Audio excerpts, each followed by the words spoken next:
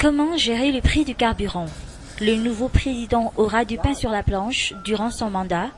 Depuis 2009 jusqu'à aujourd'hui, l'État a tout fait pour maîtriser le prix à la pompe du carburant. Un bon choix qui a servi les intérêts des consommateurs, mais pas forcément ceux des importateurs et des distributeurs. Ce ne sera pas encore la fin de la hausse du prix du carburant, mais comme je l'ai dit assez souvent, pourquoi ne pas appliquer une hausse progressive pour atteindre la vérité de prix? Je peux vous affirmer que l'État ne peut pas supporter ces subventions.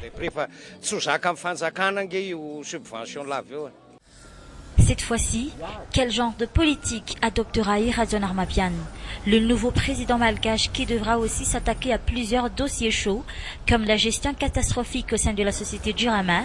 Lors de sa campagne électorale, le nouvel homme fort du pays aurait déjà la solution idéale pour éviter le délestage tournant, et ce sera en seulement 6 mois, le rêve de tous les usagers. Seulement, il lui restera encore à purger les énormes dettes de la Jirama.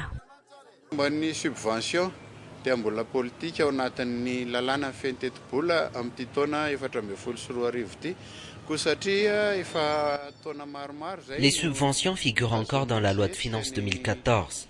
Cela fait maintenant plusieurs années que le prix du carburant est stable, tout comme le prix de l'électricité et de l'eau fournis par la Jirama. Nous ne pouvions pas le faire en une seule fois. Il faut savoir que la gestion de l'économie devrait revenir à la normale, donc forcément, on va enfin appliquer la vérité de prix, le pays ayant adopté le principe de libéralisation. Mais on est en train d'appliquer ces changements d'une manière progressive. Vers la fin de l'année 2013, le ministère des Hydrocarbures a pris une décision allant dans ce sens. Et c'est la deuxième décision qu'ils ont prise. C'est ce qu'il faut faire avant que le nouveau gouvernement ne débarque avec une nouvelle politique. Il y a une différence énorme entre les caisses de compensation et les subventions. Nataony ao ministère ny hydrocarbures indray satria misy tsy fifandanjana be dia be zany eo amin'ilay caisse de compensation eo amin'ilay anaovana les subventions.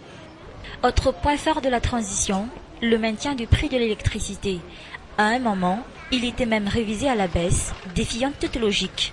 Mis à part le dossier Jirama, il y a aussi le dossier Air Madagascar.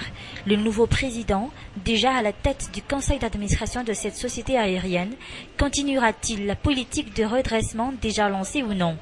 Le reste, le Secren à Diego ou encore la Sirama à Brigaville et Mbulbe, des dossiers chauds qui ne sont pourtant pas tellement nouveaux pour cet ancien ministre des Finances et du Budget, devenu chef d'État.